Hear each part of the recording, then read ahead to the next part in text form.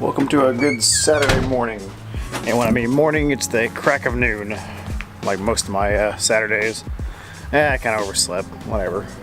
I gotta do some honeydews this morning before I get working on the wagon, so I promised Brooke I was gonna do some stuff, so let's go do some stuff for Brooke.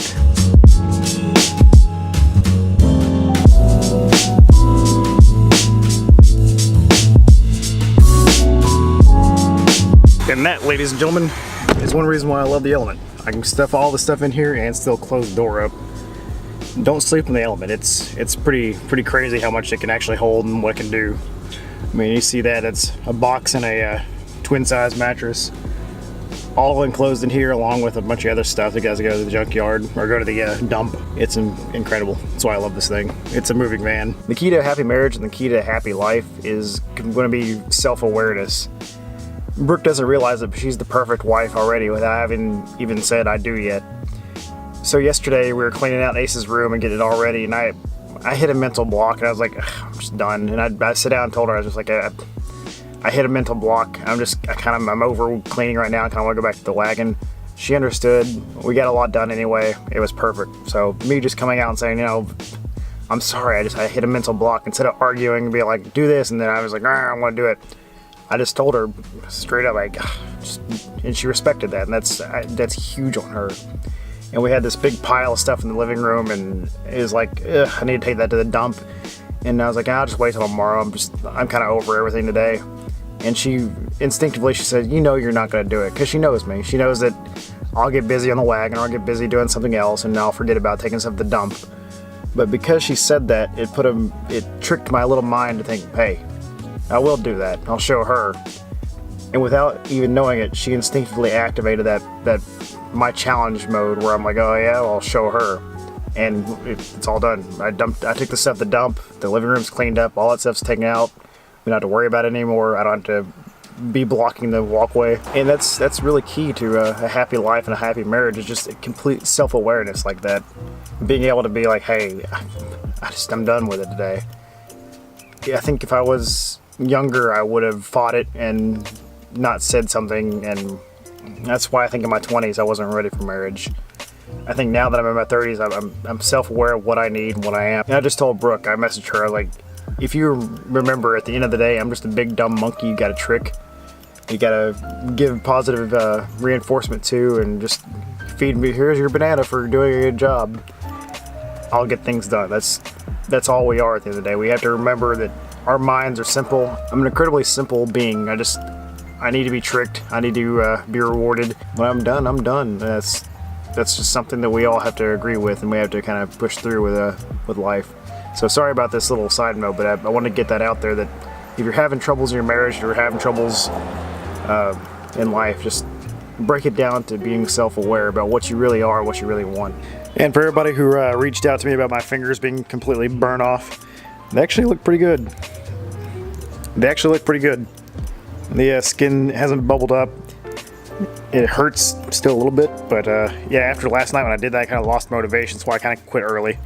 But yeah, so what I did, as soon as it happened, I went and ran cold water over it, and I grabbed a stick of butter and just held a stick of butter for like a minute or two. I've heard that's supposed to help, and really, it's been great. Like I said, it hadn't bubbled up like a normal real bad burn would. So far so good. So now that I got to the point where I'm doing the strut spacers, I'm learning a little bit of technique here about how to put this on. This whole lift kit's about order of operations, and that's what I'm learning with doing these daily videos, is the order of operations in order to get this thing all put together. So before you put these spacers on, you need to cut these off a quarter inch the way down. So what I did is when I cut them, I just left the nuts on the bottom, and then I cut the quarter inch off. And the reason I did it like that is because when you cut when you cut a threaded shaft like that, a lot of times it's really difficult to get the nut started back on there.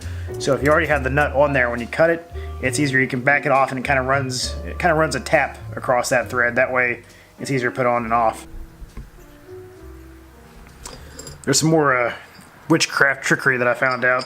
So I was having a problem. I was trying to conceptualize of how to put this all together, and I was thinking, oh yeah, well you gotta put that bolt up in there, and I couldn't. You can see.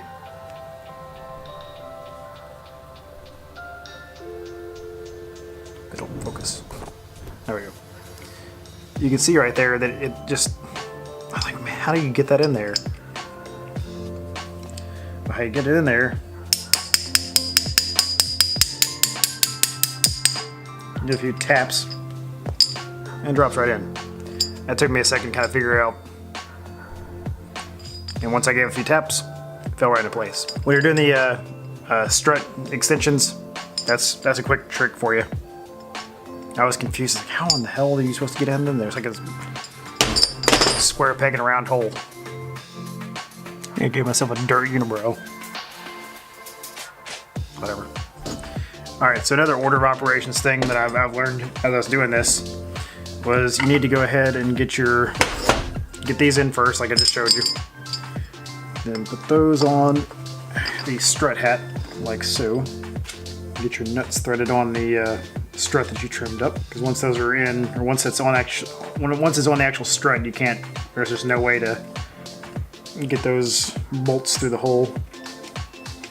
And it's going to be kind of tricky to get these started because of the when you had to trim the stud like I showed you earlier. But you can get them started. It just takes a second. So that first thread kind of gets chewed up. Get that on there. It's a gorgeous day outside today. It went from snowing the other day to 70 degrees outside. That's southern Arkansas for you. And Brooke was all worried about the wedding being too cold. I said just give it a couple days. It'll be warm again. It's Arkansas. So, fingers crossed in 2 weeks our wedding's beautiful like this. Because that would be superb. Okay, once those are on, now you're ready to put the strut back in the car. Just like a normal strut. Before I get too much further ahead, I just want to explain something here. I've got this side pretty much mocked up. It's all loosely fitted. Nothing's completely cinched down or anything yet. But this went together 100 times easier than the junkyard lift ever thought about going.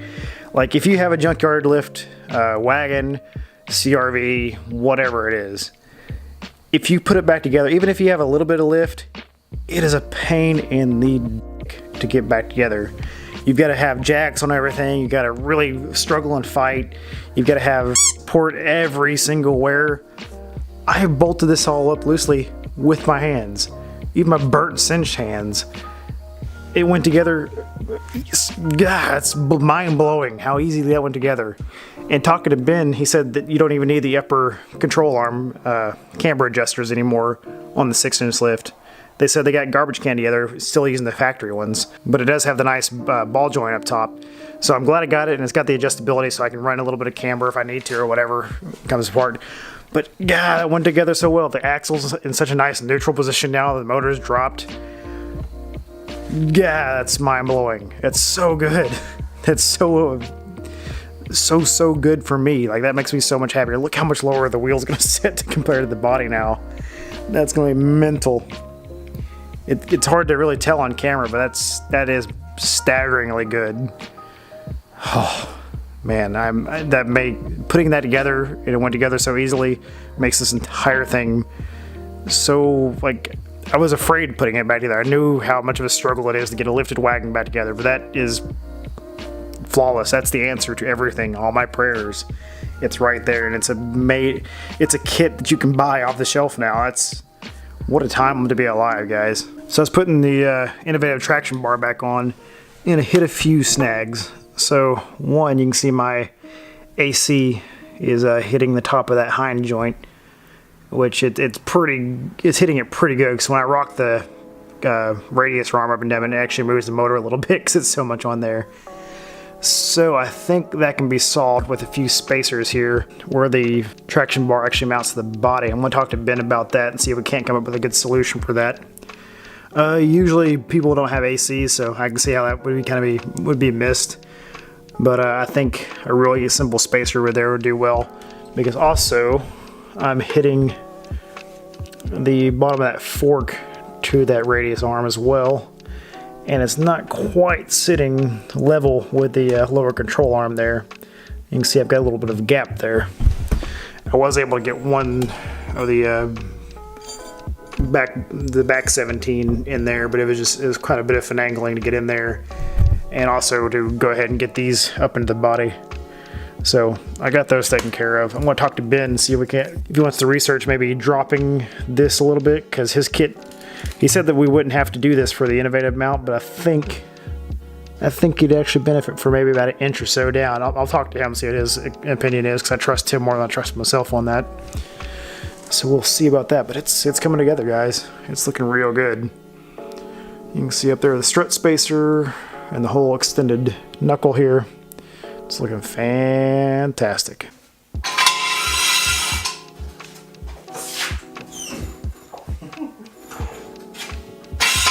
These bigger jack stands right at the max.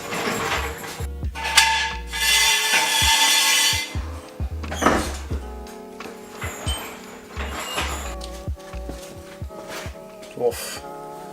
That is looking awesome. Oh man, look at that. Whoa, the camera doesn't do it justice.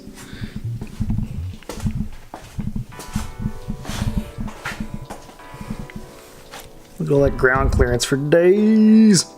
Now, of course, I just threw everything on I threw the fender on just for mock-up, just so we can see what it looks like. But damn! That's a huge Harbor Freight jack.